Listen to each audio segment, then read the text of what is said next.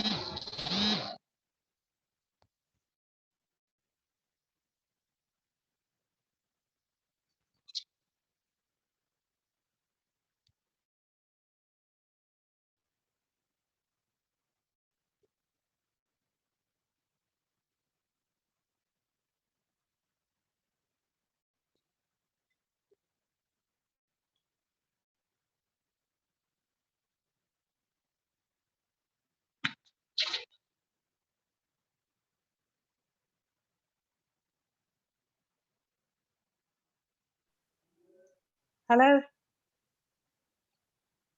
I think I got lost somewhere with the internet connection.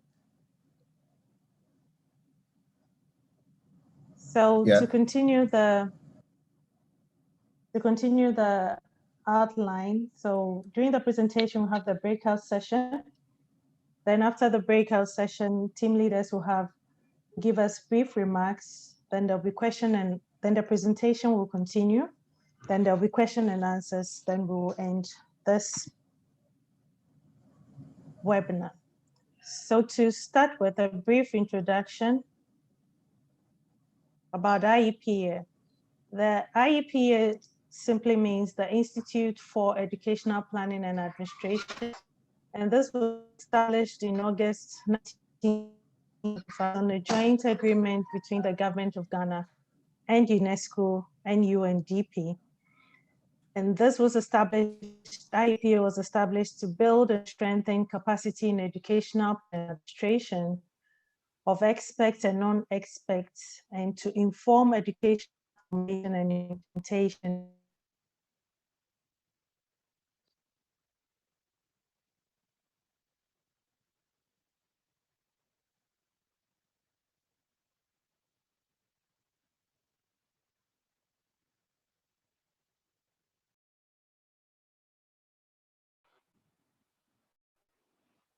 Thank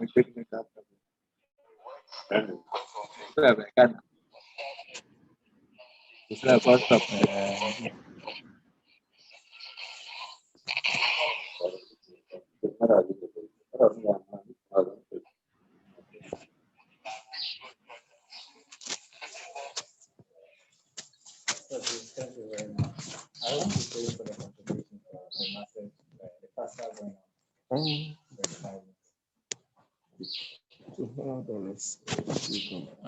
Therefore, we are not hearing you. We've lost you. We are not getting your audio. I'm calling them to.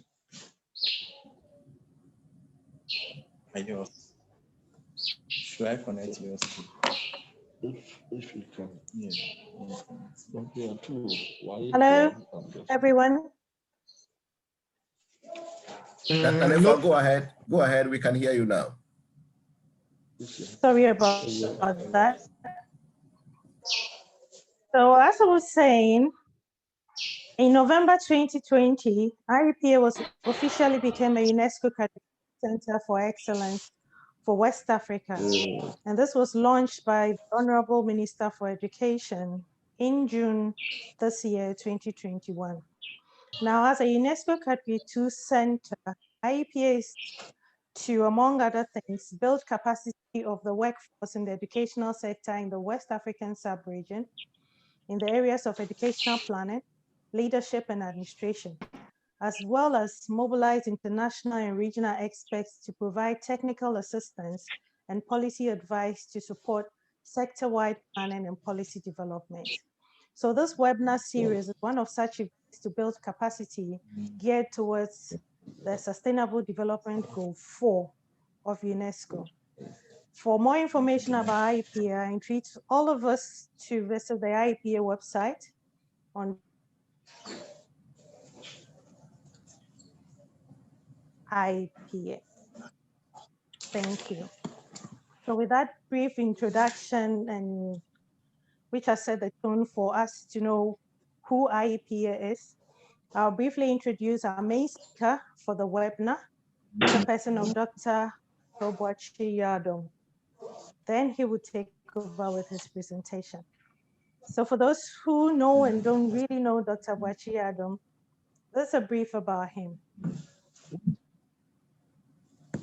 He is the Director General of IEPA and a Senior Research Fellow at IEPA as well, a UNESCO Category 2 Center of Excellence and located at UCC in Cape Coast.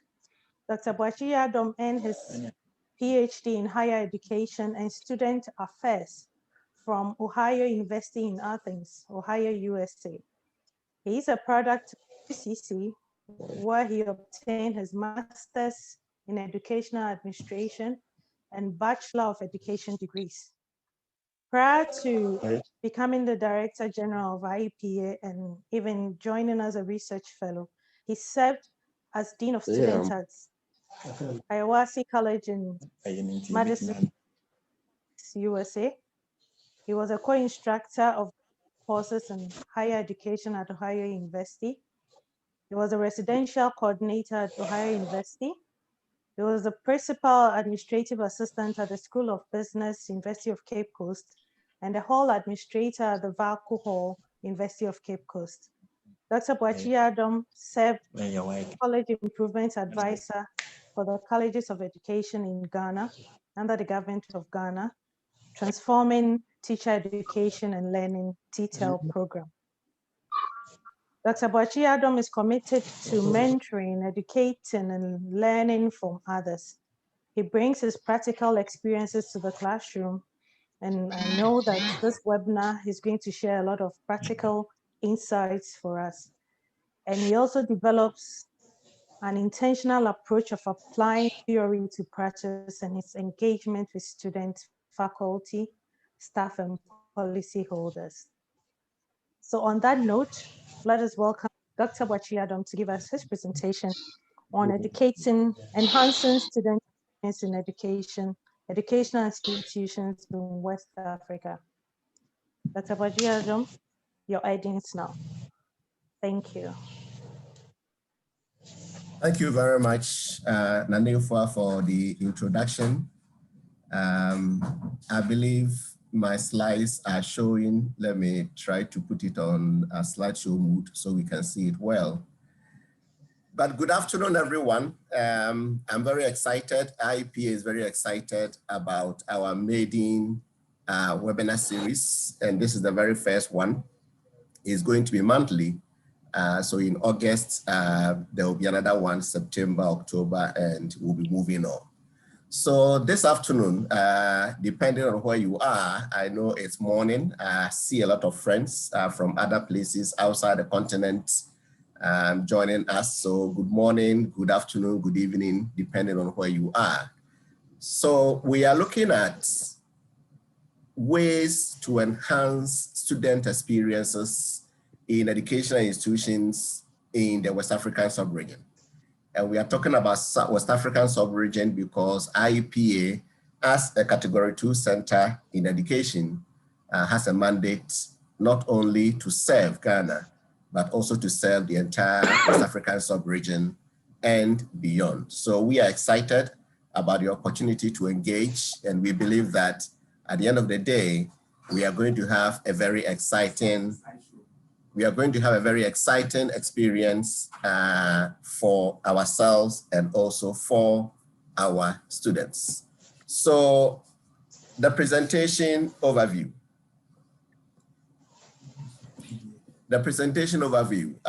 We will look at the introduction, some background and some justification, and then we'll discuss some gaps and opportunities. We'll look at a brief theoretical framework and then how students are involved in West African educational institutions. We will also look at the work readiness of graduates in West African schools, and then talk about some data for evaluation and improvement. And then we look at issues of student affairs curriculum, implications for practice, and then we conclude. We are still trying to get it on slideshow mode, so very soon we'll get there. So why are we having this conversation? Why are we here? Why are we discussing this?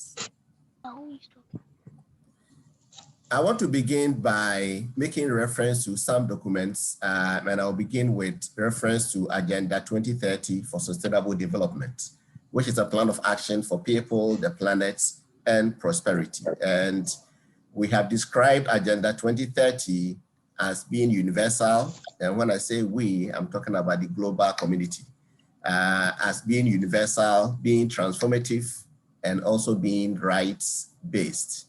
And then the focus on eliminating extreme poverty, reducing inequality, and protecting the environment. These are key issues under Agenda 2030. The African continent, the AAU leadership looked at Agenda 2030 and decided that we needed something that is African.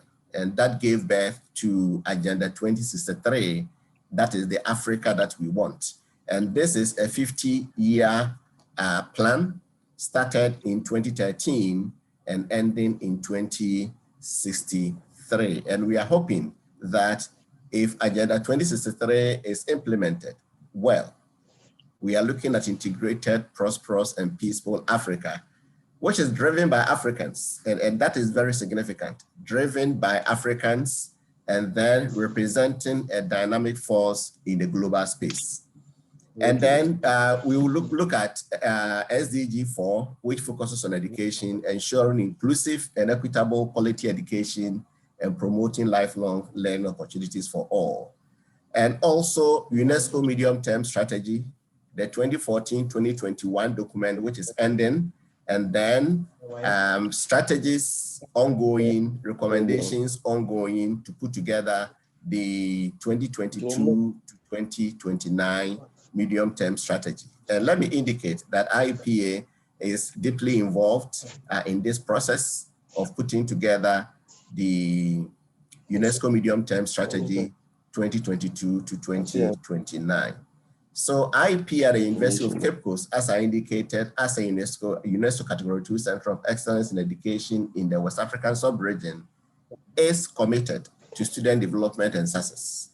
And we are committed to student development and success for many reasons. One is the fact that our students, our children, the youth are the future of Africa. Even though the youth may be 20% of our population, they are 100% of our future. So we are committed to issues of student development, enhancing student experiences, and that is the justification for our topic and our discussion today, enhancing student experiences in West African institutions.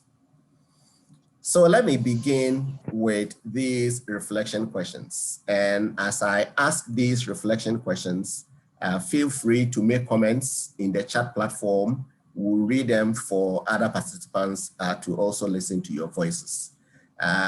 You can also show by hand. We'll give you the opportunity to make comments. about these reflection questions.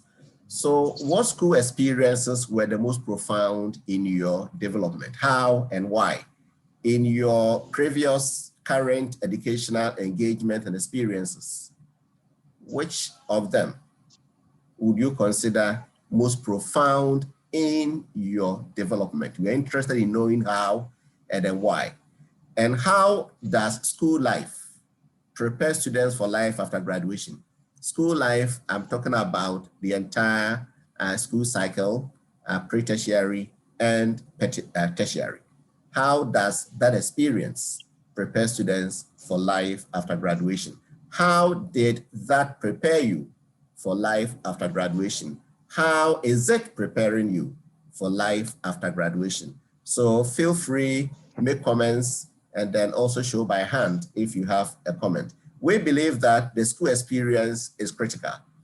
And the school experience is both the curricular experiences in the classrooms and also the co-curricular experiences outside the classrooms. How have these experiences prepared you for life after graduation?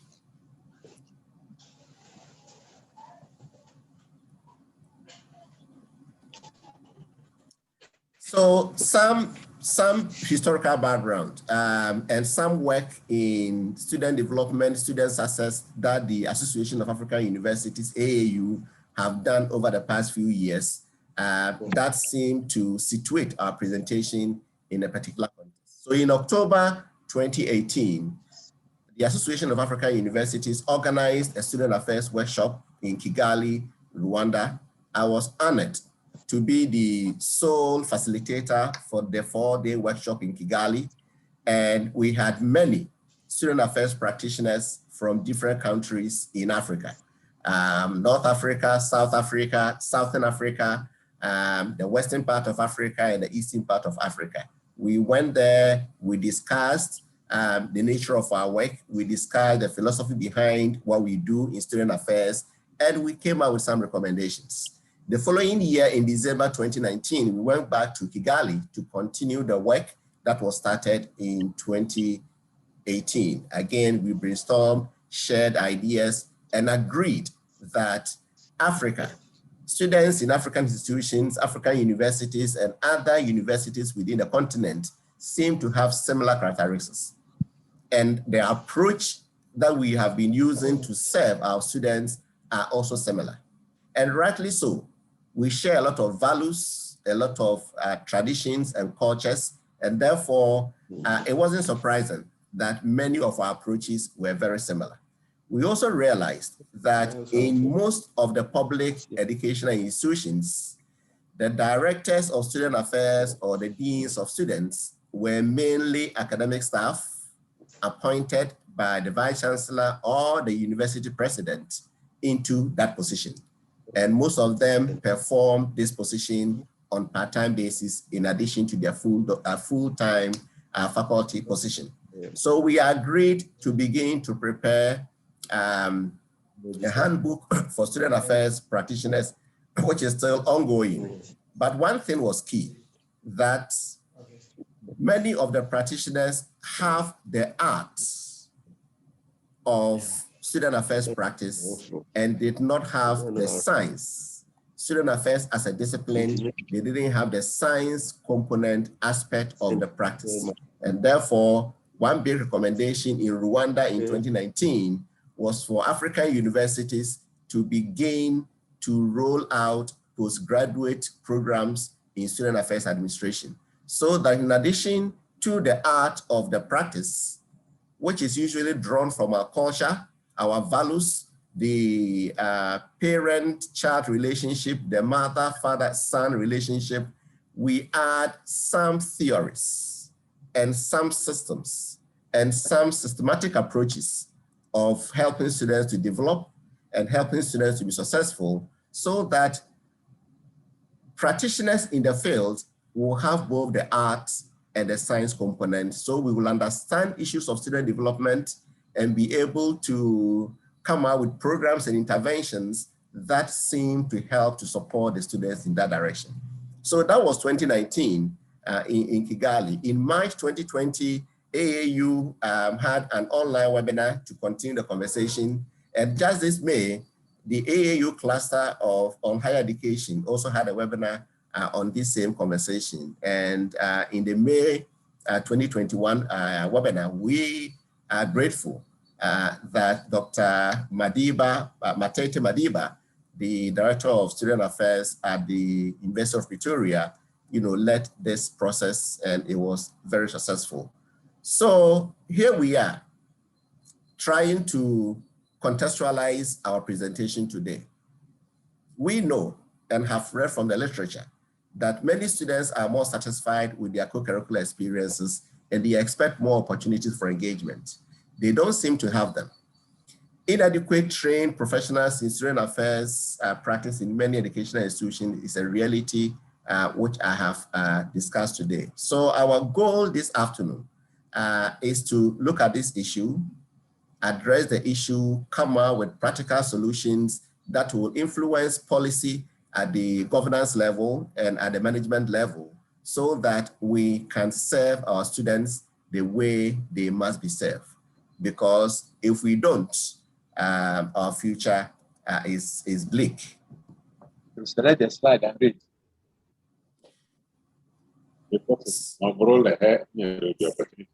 Please, if you are not speaking, kindly mute your microphones. Okay. So we want to look at some gaps in relation to our presentation today. I have a hand up. Unfortunately, I'm not seeing your name. Hello. I'll pause briefly in the next few minutes for you to make your point. Those showing their hands up. Hold on for a few seconds. I'll come to you. So there are some gaps which I want to refer to as opportunities for the purposes of this presentation that we want to look at. The 21st century West African student. Our students generally are very data-driven.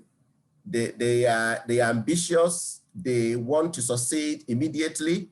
They are also all over technology. And sometimes when you are driving on the university campus or other campuses, and you don't look up yourself as a driver, you may knock down some of our students because their ears are blocked with the earpiece, their eyes are on their devices, and they are engaged virtually almost all the time.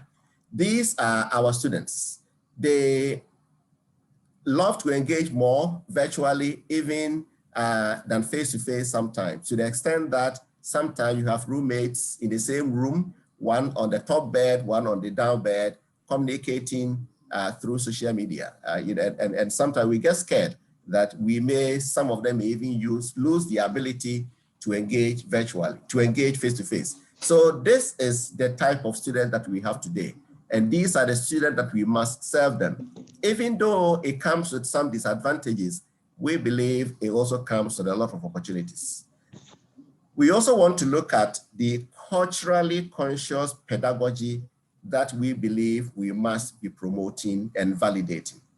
If you look at the African continent, and if you look at our culture and our traditions and some of our sayings and some of our proverbs, we believe that many of them provide a lot of foundation that can be used as models for teaching and models for learning and models for research. So we will be looking into some of these opportunities. And then I've already talked about student affairs practice as an art and also as a science. There is also the challenge of discriminatory and oppressive constructs in the education environment. Sometimes issues of access, when for no fault of a particular child, this child finds himself or herself in a location where there are no teachers. And yet they are all going to sit and expect to pass one particular end of program examinations. So some of these issues create problems. But again, we also see them as gaps for us to begin to be more innovative and find ways of bridging some of these gaps. We also want to look at the exploration of collaborative learning opportunities. How do students learn collaboratively? How do we empower learners through culturally focused evaluation methods? And then one important thing, the learning pathways in our educational system, is it flexible? Do our youth, young men and women, our children, do they have flexible pathways towards the attainment of the educational goals? Are they challenging?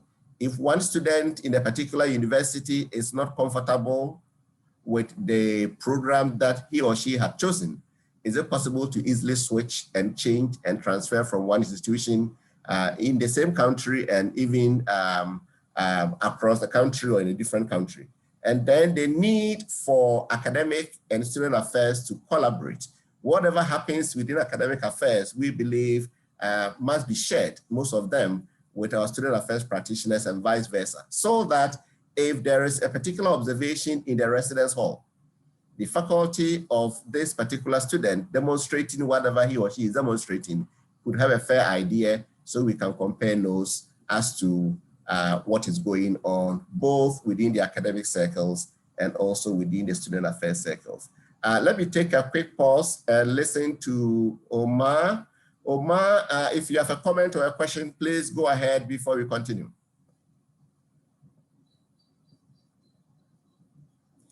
If Omar is not ready, Eric, if you have a question, please go ahead.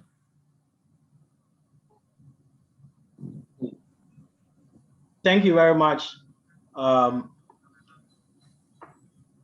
think I have some comments to make in respect of the two questions that were asked.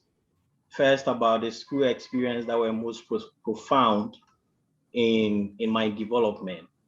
And so I did a course with IEPA, Administration in Higher Education, though through the College of Distance Education. But I must say that the school experience that was most profound was the opportunity given to students to deliver on some content. And so for some courses, we were given the opportunity to research and come and deliver for our co-students to learn from. And I think that was really great for people like myself who have visions of becoming a lecturer in future. And to talk about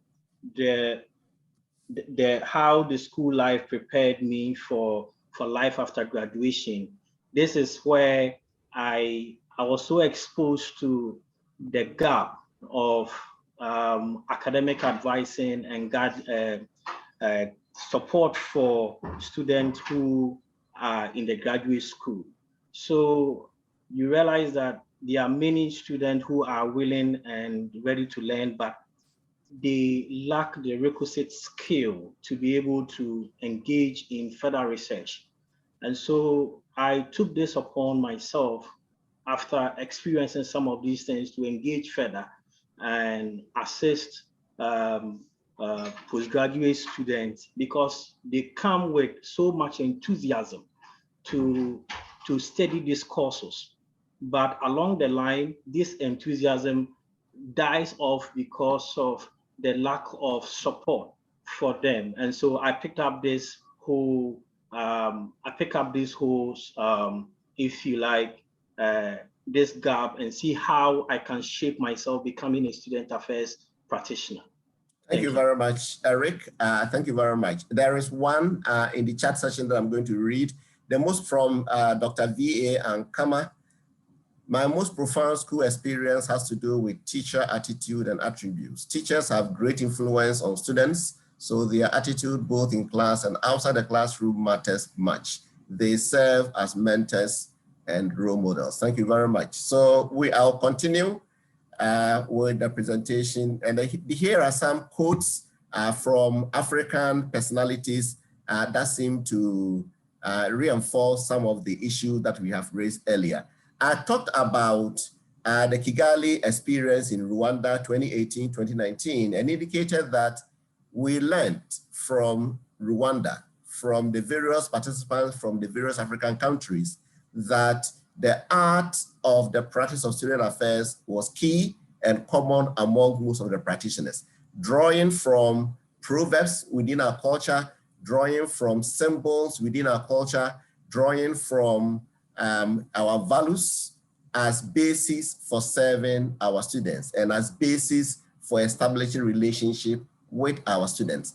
And I want to make quick reference to two Adinkra symbols. Adinkra symbols are Ghanaian symbols that have meaning and that are used to tell stories and that are used to do a lot of things in relation to our lives. So for instance, this particular Adinkra symbol, which is a change, which means change or transform your character. In the local language, it is Sisawusuban, change or transform your character, is an important symbol in the whole enterprise business of education, because education is all about transformation. So if we draw and we continue to draw from some of our cultural symbols and sayings and proverbs as Africans and as West Africans, we will be forming the foundation of what you do within our cultural contexts. And that is one of the ways that we can begin to shape the education that we want for Africa. The second Adinkra symbol that I also want to make reference to is a symbol of builder or building, developing, and innovating or innovation. Osidan, the builder, the developer, and innovator. That is the work of educators.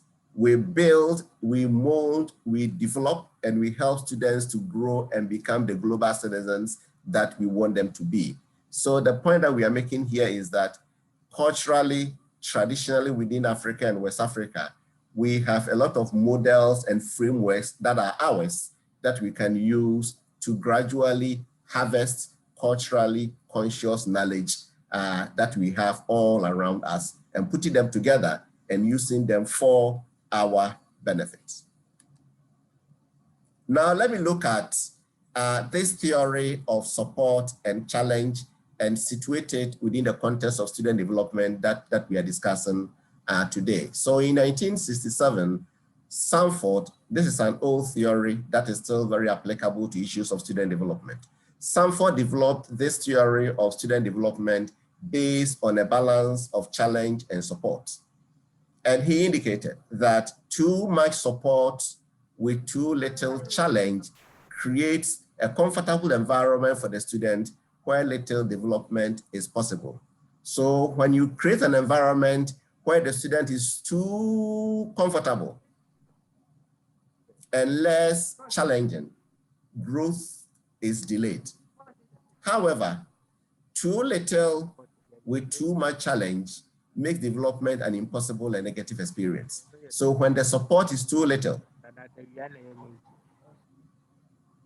and the challenge is so much, it impairs student growth and development.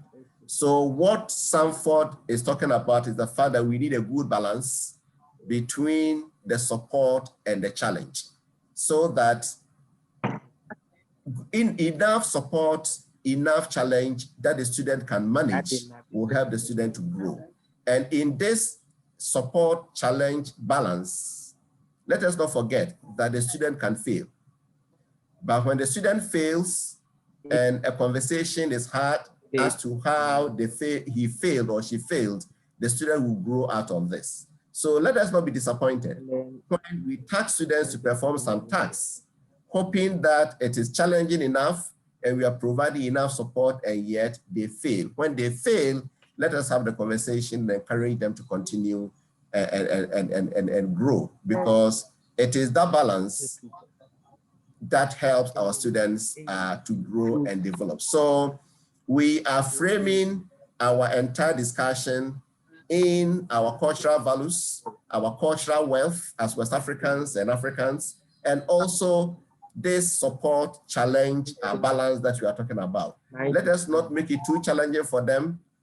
It becomes stressful and frustrating. Let us not make it too comfortable for them. It becomes stressful and frustrating. We need a good balance between the two so they can grow well within that space.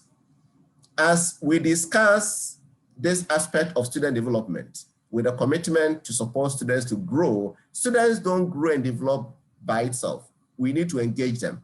It could be in the form of a particular project where we supervise and guide and provide guidelines, and they grow through this. It could be some aspect of community service that they are engaged in with some hours of reflection, and then they grow.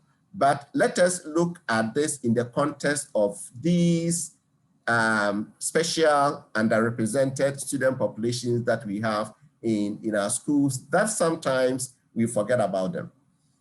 We know we have some students in our educational institutions who have joined the regular school system from foster homes. Some might have lived their entire life in foster homes, and at age 18, they moved to the universities. For many of them, that might be their first experience outside the foster home. That comes with its own challenges. How do we support these students? Do we even know them? In our educational institutions, do we know students who might have joined us from foster homes? The other group is what we refer to as the differently abled students. We are gradually moving away from disabled students to differently abled students.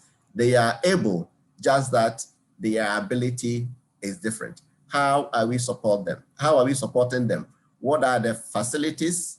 What are the policies on campus? What are the procedures on campus that help us to support them? Gifted students, especially talented students, some of them need 2 years to complete a 4-year bachelor's degree. Some need 3 years to complete a 4-year bachelor's degree. And if you put all of them in one box that you should all complete within 4 years, we frustrate them. They want to finish tomorrow. They can finish tomorrow, but we are telling them to wait till next week. How do we identify them in our educational system and come out with the policies that will help us to meet them at their end? Then first generation students, students who may be the first in their generation to go to university. They go to university sometimes with a lot of anxiety. They are not sure of how university life is because they have never heard the stories from parents or grandparents or uncles or aunties about life within these educational institutions. How do we support them? Do we forget about them? How do we find them? Do we have data on them in our educational institutions? Students who are parents. Now we have many of our students who are also parents, especially mothers, and they are in school. They are in school, sometimes with divided attention. How are we supporting them? What campus features and facilities support these students?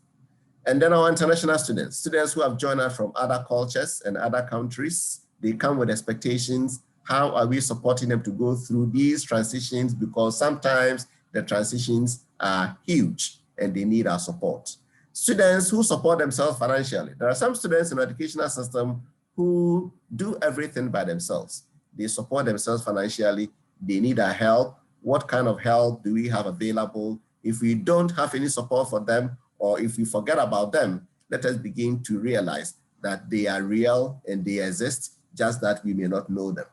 And then students who feel marginalized, students who feel they don't matter. We also have almost all the time group of students who feel that for us, we are not part of the system. Nobody cares about us. We are the forgotten ones. They are real. They suffer through this feeling of being marginalized, and we need to identify them and also support them. So how do our students get involved in our educational systems? Very soon, we will take a break and go into our breakout sessions where we will have 2 or 3 topical issues to discuss for about 15 minutes in our group breakout sessions, and then we'll come back to the main room. So how are our students involved in our school system? Studies have shown that students who are involved in campus organizations and activities are more likely to enjoy their school experience and make meaningful social connections. These students also have higher grades and are more likely to graduate on time. So when students get involved, they are members of associations and clubs on campus. They are student leaders. They participate in various community projects on campus and various outreach programs. they are not wasting their time. Studies seem to indicate that such students do better. And such students also graduate more prepared for life after graduation. So we need to encourage student involvement in our educational institutions. And if we don't have opportunities for engagement, we must begin to create opportunities for student engagement, because it adds value to their development and they do better. They grow through these processes. Students who live in residence halls are more satisfied with their overall school experience. They earn higher grades, they are less likely to drop out, and are more engaged and successful in college. So the residential component of our school experience is important. Now, if you go to many of our universities, especially, residential accommodation has become a problem. And many of our students stay outside the official university residence halls because we don't have the facilities. We need to invest in residential education. Not only do we need to invest in the facilities, but we need to invest in the programming component of residential education. What are they studying in the residence halls? We need to have a plan so that whatever they study in the residence hall as residential education will complement the main curricula, the classroom activities that our students go through, because that matters. They spend a lot of time in the residence halls, and we need to have a plan. We'll talk about that as we move to the tail end of the presentation. And then we also need to have some support system for students who live outside the residence halls, outside the official university or school-owned residential facilities. We refer to them usually as our off-campus students. What support do we have for them? Again, sometimes we forget about them, that they exist, and we forget about them, that they also need our support. Students whose experiences are less positive are hesitant to support their alma mater after graduation. Studies have shown that students who do not have good experience while they are in school are not interested in joining the alumni and giving back to their alma mater. So we will be breaking out into the breakout sessions very soon. And there are 4 basic things that we'll be looking at and discussing in our breakout sessions. Based on what we have discussed so far, the first thing that we want you to discuss in your breakout sessions is about campus features. So what campus features? And features, we are referring to policies, programs, and practices. What campus features enhance student experience? So depending on where you're coming from in terms of institutional affiliation, what policies do you have? What program do you have? What practices do you have? What traditions do you have in your school that you believe enhance student experiences? We want to hear them. Share them in the breakout sessions. And then when we go into the breakout rooms, please select one person as a leader, or we want one person to volunteer as a leader. You will spend about 10 minutes within the breakout session, and then we'll come out to the main room, and then the leader will have 1 minute to share with us some of the issues that you discussed in your group. So that is the first part. The second one, what do strong performing schools do to promote student development and success? So if you know some schools within where you're coming from, your area, your locality, your region, where you believe are doing well and supporting their students well, exactly what do they do? We want to know. If we can replicate some of them in our educational institutions, in other educational institutions, we'll be glad to help to promote that. And then what are the educational management approaches at these highly effective institutions? So the schools that you believe are supporting their students well, what are some of the practices of school management? And then the last one, whether learning pathways in your institution is flexible or challenging or frustrating. And learning pathways, I mean the various channels within which our students go through the educational experiences and become successful. How do you describe these pathways, these learning pathways? So hold on. it appears we have some messages. Chris Nanefua, would you want to read some of the messages for us before we go into our breakout sessions? Hello, everyone. Yeah, Nanefua, do you want to read some of them before we continue? Yes, DJ. Yeah.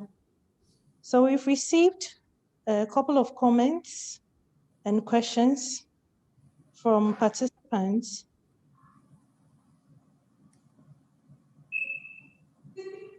And I'm going to read some of them. Great lessons from the Adinkra symbol. Holistic education and training include cultural and moral training. That's from Dr. Ankama. Dr. Martin Gillian from the USA said, indeed, the proverbs are excellent ways to frame teaching, and I think to also think about how we might do quality assurance.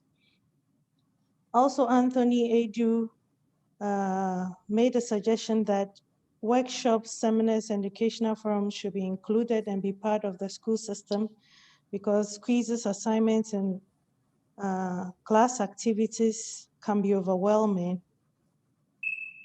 Then we have Ohene also saying the culture of excellence, hard work, and reward expressed in relationships and activities based on the manner in which curricular, extracurricular, and co-curricular programs and related policies are pursued is what really made an impact. Then we have a question which we will note question and answer. What strategies IEPA or the investee community putting in place to create opportunities to tackle the gap identified? So far, those are the comments that we have. There are others coming in, take note and address them as we go along. Thank you. All right, thank you very much, Nanefua. We will address the question on the gaps, but we appreciate all the comments. Dr. Gillian Martin has also pasted the breakout session questions. Please, if you are not speaking, kindly, co-host, can you mute everyone? If you are not speaking, kindly mute your microphone. All right, so we have the guided questions. At this point, DJ, can I kindly request everyone to put their camera on so we take a picture of this program? All right, so if we can show our video for a few seconds. We want to take a picture for our records. So if we can see video for a few seconds, we will take pictures and then we will continue. Thank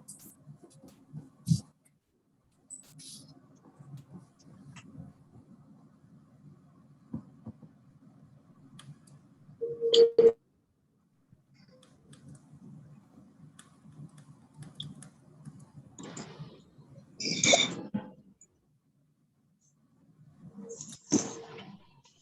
Okay, so Nanefua, let me when you are done so we can move to the groups. Okay, so 1, 2, 3, everyone say cheese. And cheese. Thank you very much. All right. Over to you. So thank you very much. We are moving to our breakout sessions. You will see join or accept on your screen. Please do accept it, and then you'll be moved straight into your breakout sessions. There are 4 questions and discussion. You will spend 10 minutes in your breakout rooms and then come back to the main room and then continue. So hold on, accept, and then be moved into your breakout session. Hold on, and then you move into your breakout session. Per group to share a few highlights of what you discussed in your group in relation to the guiding questions that we shared. So 10 group leaders show by hand so we can invite you to make your contributions quickly.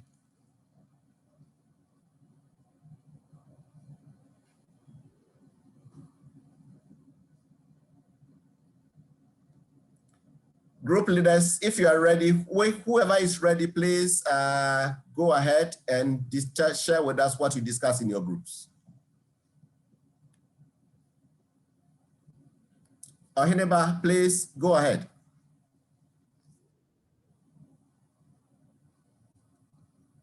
Ohineba, on mute and go ahead.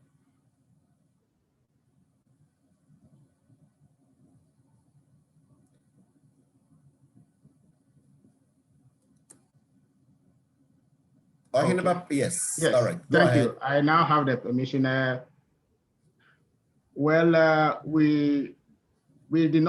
We couldn't discuss all the points though, but we have a few that we can share on the first one, which has to do with campus features. What we learned was that in some campuses, there were on-campus practical sessions, which were carried out for students to make them, to give them a feel of the practice, some of the practice that goes on in their field of study, and to prepare them well for work after school. And then there are internship programs which were tailored to suit their course of study to make them, prepare them well for industry. And I think some of the institutions also, some features we realize that they, I would say, take advantage of the experiences students have before coming for some of the courses. For example, some students in the example we had in our group, some students had experience from workstations in media houses before coming to the school. So building up on that was quite easier because they had seen before, they have tried their hands on them.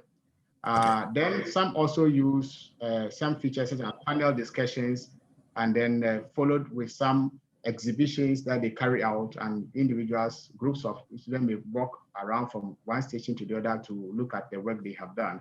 I think that also was a good one. Thank you so much, Ohene. We 60 seconds. We need to listen to all the remaining 10. So thank you very much. We'll wrap up when we are concluding with some of the issues that you are raising. Dr. Gillian Martin, please, you can go ahead. We can see your hand up. After Dr. Gillian Martin, we'll go to Eric, Dr. Francis Etuahene. We'll go after Eric. Dr. Etuahene, good to see you.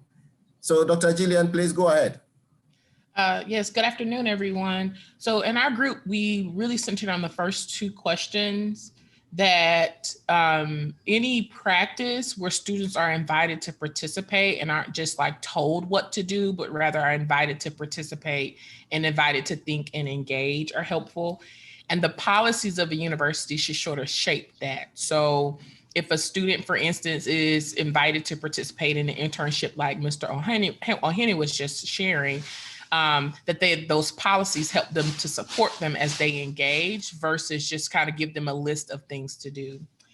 And I really appreciated Abigail and Vincent's comments about relationships and why relationships, for the second question, why relationships and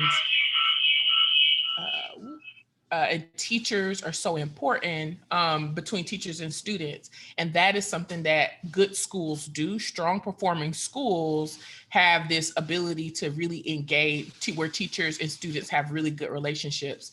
And Vincent mentioned, as well as Abigail, that just talking to students and learning about what they like and then incorporating that into the classroom has been very helpful. So with that, I'll pass to Dr. Atuhene. All right, so Dr. Tuahene will go, and then after Dr. Tuahene, Eric, and then Gabriel will follow. So Dr. Tuahene, please go ahead. All right, thank you so much. I think in our group, we only spent some few minutes working on the first question, but some of the participants talk about within the University of Cape Coast, some policies, I mean, the presence of the Dean of Students trying to adopt some policies to support students. I found myself in a little bit different situation because of where I'm coming from and the kind of policies and procedures that we use to support student success here. And I think Dr. Boakye-Yiadom, you can attest to that. But I was sharing with our group that So over here, we do have a lay down policies, and I was using an example like students with documented disabilities, for example, who come to the university. Their experiences are very different.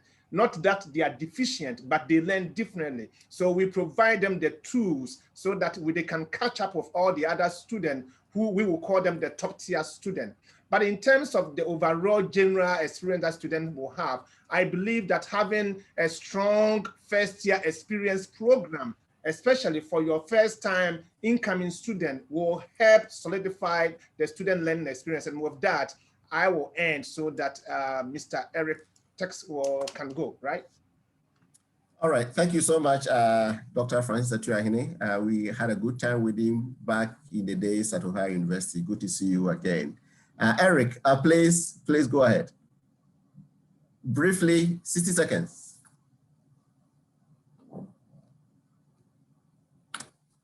Okay, sorry. So this is also to say that we didn't get the time to exhaust all the questions. So we will discuss what we were able to do. So for the first question, we looked at it from the perspective of the student-lecturer engagement, and we realized that cooperative learning, as well as breaking students into groups, enable the students to share ideas and transfer opinions, and as well as improve their level of tolerance and temperament, because with group work, you would have students coming from different backgrounds, and they have different abilities, and sharing these ideas help them to be able to shape their overall experience in terms of their tolerance and as well as temperament.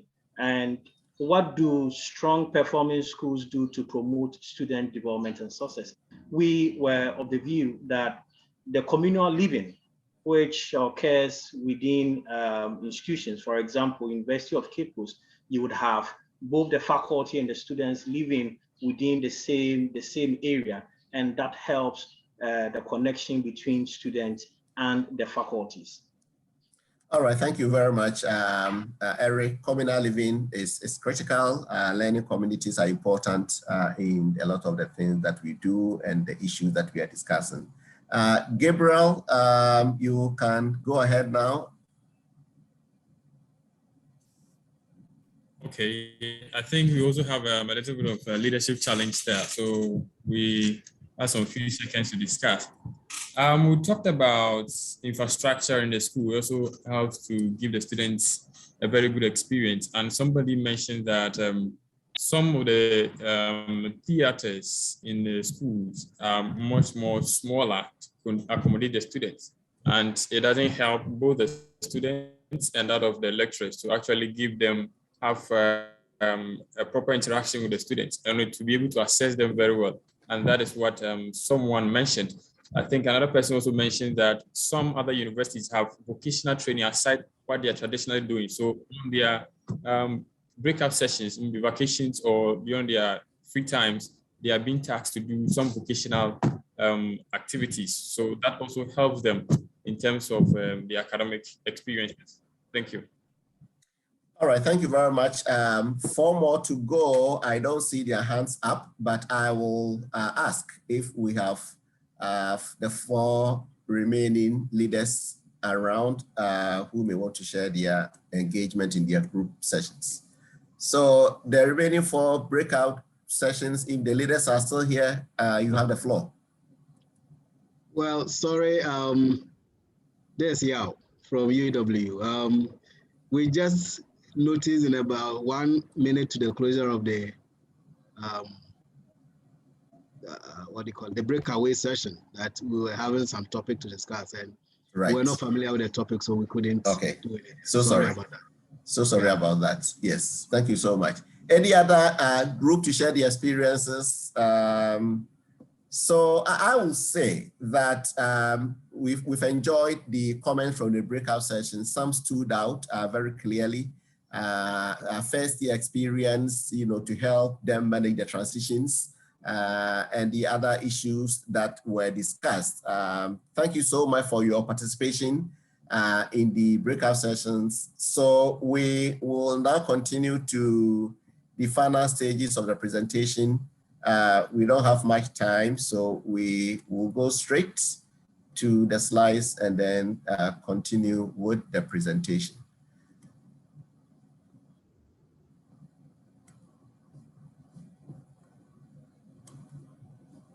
All right, so we move on to issues of work readiness of our graduates. And we talked about some of these things already.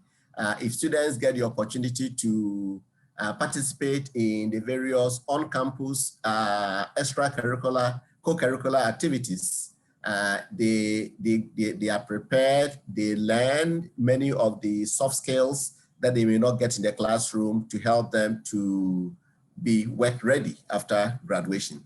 Now, two reflective questions, and you can either respond quickly or make a comment in the chat.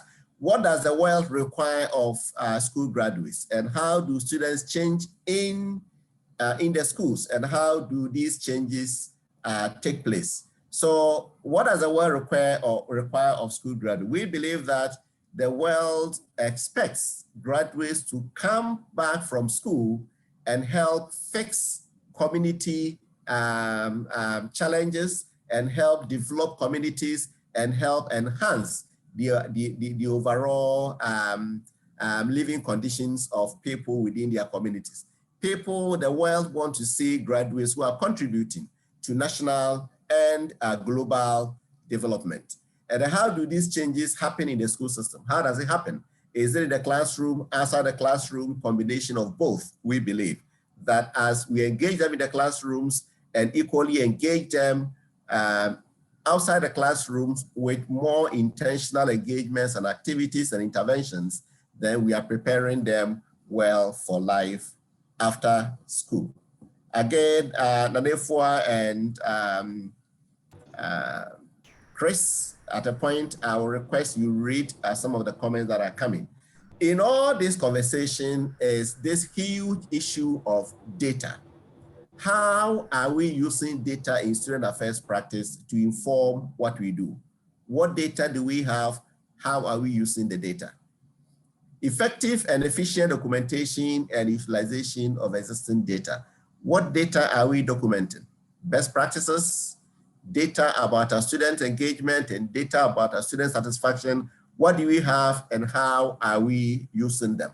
Because we need this data to inform our practice, and we also need this data for our own evaluation purposes to provide feedback for us to get better. So what data are we recommending here? Student satisfaction survey. As we serve students in the various West African institutions, we believe that we also need to find out the extent to which students are satisfied with the experiences on campus, the academic experiences, the residential experiences, issues of safety and security, health-related issues, and all that. If we have not begun student satisfaction survey to help us give us feedback as to what we are doing, we can't just say that we are doing well, and we can't just say that students are satisfied with what we do. We need to get information from the students themselves, and that is what student satisfaction survey does. A panel study along these lines happened recently in one of the universities in Ghana, and the feedback, the data that we are getting are very exciting. So we will highly encourage ourselves to begin to consider student satisfaction survey, and IEPA at the University of Cape Coast in Ghana is positioned to support various educational institutions to conduct student satisfaction survey. In addition to student satisfaction survey is student engagement survey. The extent to which students are actively participating in various aspects of their education experiences. So how are students participating in A, B, and C, and at what levels? The data will help us to do better. The data will help us to identify areas where students are not participating, areas where they are participating, and what we must do to help students participate in all the various areas of engagement.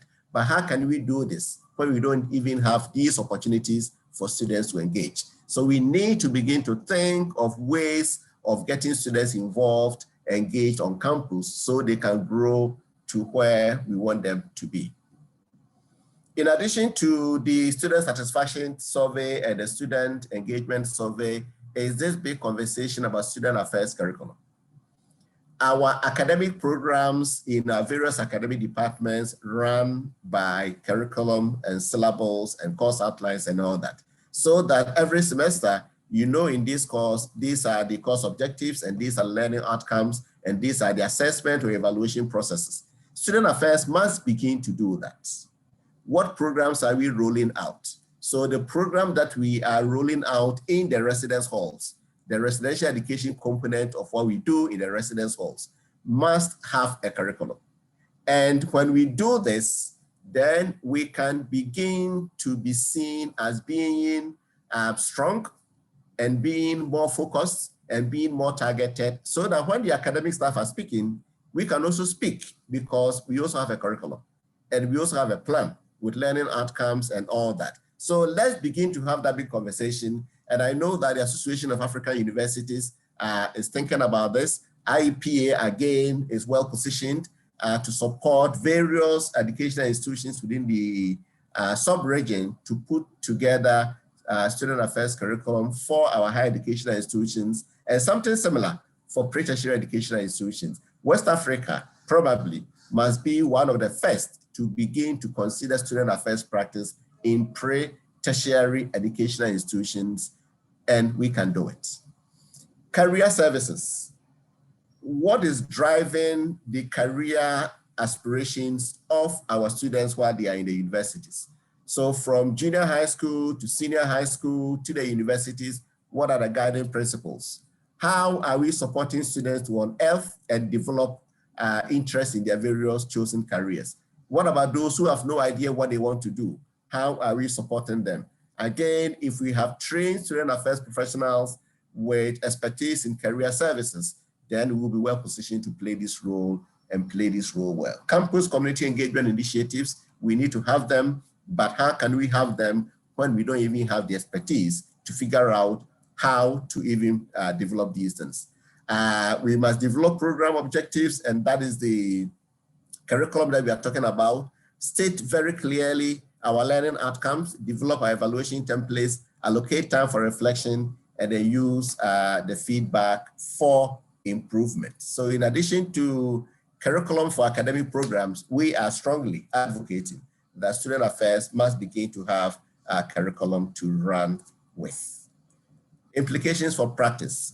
We are moving towards the end of the presentation. So within the educational institutions, we strongly believe that mentorship programs must be strengthened. Students must begin to see mentors in educational institutions. We need to get to a point where the universities, for instance, can mentor their students to be able to mentor high school students, so the high school students can also mentor junior high school students.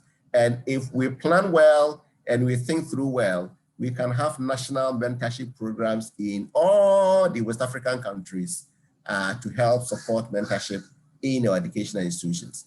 Same for leadership development. We need to prioritize leadership development in educational institutions. We don't wait till we become members of parliament or politicians or religious leaders or teachers or lawyers to begin to think about leadership. Leadership must begin from the school system, and we need to have a well-planned leadership development program in educational institutions. Community service is gradually getting missing in educational institutions. Some studies seem to indicate that community engagement in community service develop patriotism among participants, and we need to bring these things back into educational system. Usually our various national accreditation board, the national regulatory agencies will move from one school to the other as part of their quality assurance procedures for inspection. And most of the time, the focus is more on the academic programs, forgetting that student affairs programs and facilities and services are also key in the overall quality enhancement in our educational institutions. So the point that we are making is that our national regulatory agencies should also begin to consider capturing happenings within student affairs during their campus visits. We must help student organizations to be more meaningful so that students who belong to these organizations can learn and participate actively in the various programs of the student organizations. And again, if we have the curriculum, then we know exactly what we are getting from student organizations. Alumni relations, we also must promote alumni relations and cultivate giving. We had indicated earlier that students who do not enjoy their undergraduate experiences do not want to contribute as alumni when they graduate. We are still on implications for practice, and some of these things have come up earlier. I will just run through. Collaboration between academic and student affairs, we've talked about that. Effective, responsible use of technology, very critical. Technology must drive many of the things that we do in educational institutions. We must know our students. If you don't know them, you can't support them. Innovative student support services. We have the traditional ones. We also need to begin to think about more innovative ways. Students don't read notices on the notice board anymore. How do you get notices to them? There are more innovative ways that we can do this. We must promote issues of safety and inclusion, issues of diversity on our campuses. We are not the same, we are similar, even though sometimes we appear to be different. And we need to recognize these differences. We must build a community of learners, build a community at the lower level among our students, build a community at the next level among our teachers, and then have an exciting school community that has the flexibility to relate with the communities around the school. We must empower students to take initiative. Let us allow students to participate in some of the big issues and big things happening within our universities. Student employment has come up many times in many African, West African institutions. It is not a huge opportunity, but we need to open up and begin to seriously consider offering some hours of employment to our students. These days, when they graduate, they are told that they don't have working experiences. So if we can engage them while they are in school, by the time they graduate, even if they are not getting opportunities for internship, at least they would have earned and gained some experiences as student employees. Issues of supervision, assessment, and evaluation are critical. Issues of educational customer service as against the regular business-minded customer service, where within the educational customer service space, we think of what our students need and not what they want. So if they come with what they want and we believe they don't need them, it is our responsibility as educators to engage them for them to understand and appreciate the fact that what they want may not necessarily be what they need. And let us not spend too much time of the things that we don't have and the things that we are not able to do, because we cannot get it all. We can't get them all, and the child cannot wait till we get them all. So let us focus on our strengths. And when we do that, we'll be able to make a headway. Teams that focus on strengths are 12.5% more productive. And that is important for us to look at. So the final comments, we have a few more minutes to wrap up, almost 1 minute. The beauty of diversity and inclusion, and I think this is an ongoing conversation within many African countries and African communities, and we also within many West African countries and West African communities. How do we define issues of diversity and inclusion? And specifically, what are we talking about in our case? So we believe that we need to invest in diversity and inclusion research. We need to do more research on issues of diversity and inclusion within the educational system. We need to begin to look at our diversity and inclusion policies, and then confronting the difficult conversations and asking the difficult questions. Some of the difficult conversations may appear to be contrary to our traditional and cultural expectations, But as and when these conversations come up, we must confront them and face them and discuss them, recognizing that we are more similar than different. And then we must create platforms for equal opportunities. And then we also have to be more gender responsive and be tolerant of our differences. All this conversation has big policy implications. We need to begin to have the big conversation at the institutional governance level, because some of the issues, for instance, if an institution decides or would like to incorporate some hours of community service in the academic program and say, for instance, that before you earn your bachelor's degree, you should have served 250 hours of community service as a requirement for graduation. Such a thing has policy implications at the governance level, where approval must be given for management to be able to implement. So the point that we are making is that let us begin gradually to have some of these big conversations at the governance level. And again, IEPA is willing and ready to lead this engagement with the various national systems and the various governance structures within educational institutions in the sub-region. Introduction of postgraduate programs in student affairs, we've talked about that. That must happen, and that must happen immediately. And I know that some West African universities are beginning to put proposals together for postgraduate programs in student affairs so that we can professionalize the profession. And then looking at data-driven policies, but how can you have data-driven policies when you don't have the data at all? And that is why the student satisfaction survey and the student engagement survey that we mentioned are the starting point for us, we believe. So on that note, thank you very much. We will take, Nana, do we have some comments from the chat that we want us to take before the closing remarks? Yes, DJ. There are some questions that came up, a lot of comments, but time will not allow us to go through all the comments. But briefly, some of the questions that came up, and I noted them. So the first one is, what strategy is IEPA or the university putting in place to create opportunities to tackle the gap you have identified? And there's also another question which says that what strategies can low-performing schools put in place in order to enhance their students' performance? All right, so you might have realized that in my comments, I indicated that the gaps are also opportunities. If you look at any of them, there are opportunities in these gaps. And that is why we are saying that let us not overemphasize the fact that these are challenges, but look at them as opportunities. If technology, availability of technology in your institution is low and limited, and you are unable to participate in some of these virtual platforms, yes, it's a challenge, but what do?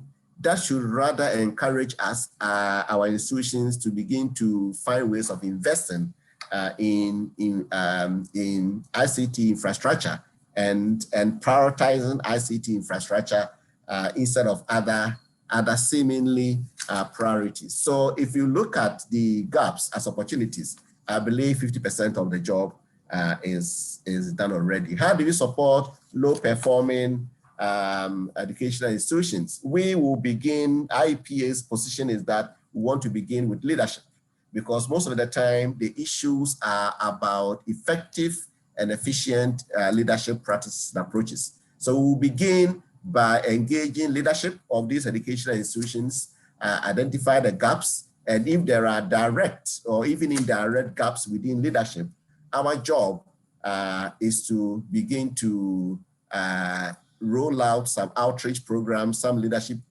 training programs to bring the school leadership to the level that we expect it to be. And once the leadership issues are resolved, we believe that the others will also be taken care of. It is a holistic approach.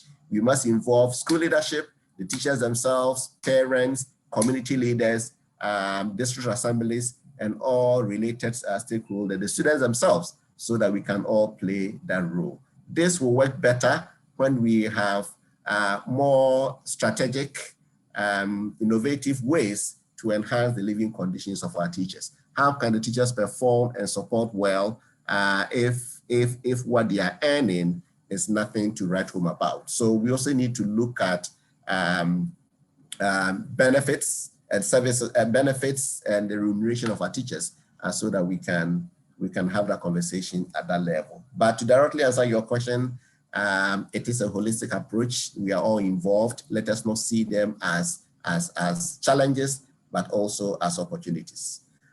So on that note, I want to thank you very much. And EJ, there are two other questions. I know time is fast spent, but people are still sending questions.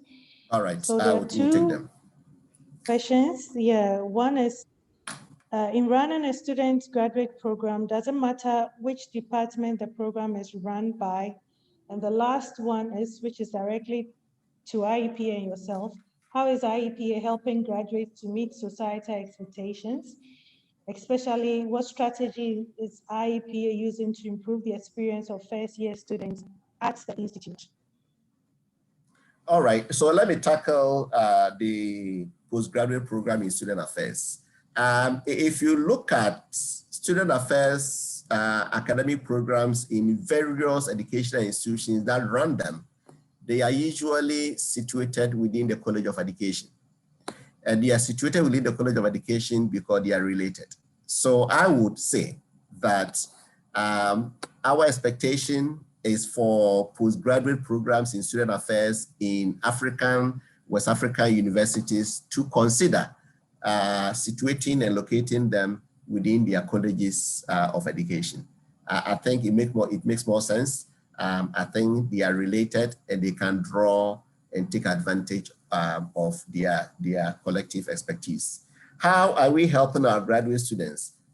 From many angles. We are seriously enhancing our mentorship program so that we see our postgraduate students as our junior colleagues and bring them closer to where we are and encourage them and inspire them to be able to be successful. So they are work ready right after graduation or even before graduation. One thing that we have just reintroduced at IEPA is the practitioners seminar, where successful practitioners within our communities will be invited to the classroom to share their practical experiences with our students, so that our students hear from the practitioner's perspective. So that is also one area that we are doing to enhance your experiences. I believe that overall, all universities within the sub-region should do better with a first year experience.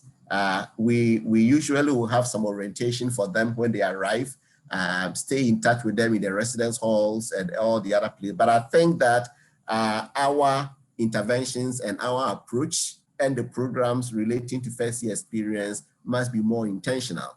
They must be more intentional with learning outcomes, with clear objectives and thematic areas where we want to engage our students.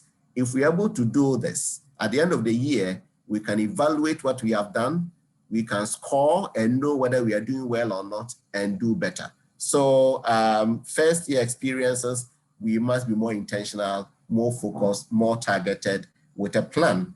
And the plan should be within the student affairs curriculum that we proposed earlier. And we believe if we're able to do this, we're making a headway, because our students deserve better. And as we indicated, and it's a quote from a former US Secretary of Education, Richard Riley, in 1993, when he indicated that our children may be 20% of our population, but 100% of our future. So IEPA is committed 100% to student development, and will do all it takes to ensure that educational institutions within the sub-region begin to look at the way that we approach our first year students and how we support them to go through the first year transition as they move from one difficult year to the second year.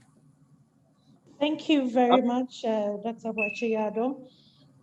We've had a lot of comments saying congratulations for the this webinar series. Others have said that they've been well informed and educated. Time is fast spent. We've spent 10 minutes over our time, and we apologize for that. And I want to say thank you to everyone who made time to be part of this webinar series. This is going to be a monthly affair, so every month we are going to have resource persons, adepts in education, to come and discuss issues with us. And I would appreciate that when the announcements and the publicity goes around, if we can keep sharing it and also make time to join, because there's a wealth of knowledge here for all of us to learn, share, and experience. I've also had comments that are saying that how can they get the slides? And for those of you who want certificates for this webinar series, kindly send us an email, and I've shared the email address and I'll repeat. It's IEPA.ocpr@ucc.edu.gh. And let me repeat that again. IEPA.ocpr, which is Office of Communication and PR, ocpr@ucc.edu.gh, and we will reply you with the necessary information. On that note, thank you all, and thank you to the group leaders. I need to mention some of the names: Dr. Ohene, Dr. Etuahene, Dr. Julian Martin, Eric Quartin, and Gabriel Adia. Sorry if I didn't address you as doctor. I just picked the names from how you've saved it on Zoom link. So apologies if I didn't recognize your title very well. So until we meet again on the last week of August, thank you all for logging in to be part of this webinar series. This was our maiden one, and we can only promise you that it's going to be better as it goes along. Thank you, and have a good afternoon. Bye. Thank you very much, and bye-bye. Bye-bye. Bye-bye. Bye-bye.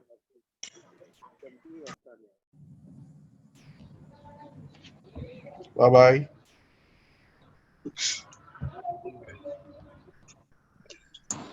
Bye. Dr. Wako, good to see Yeah. you. Yes, boss.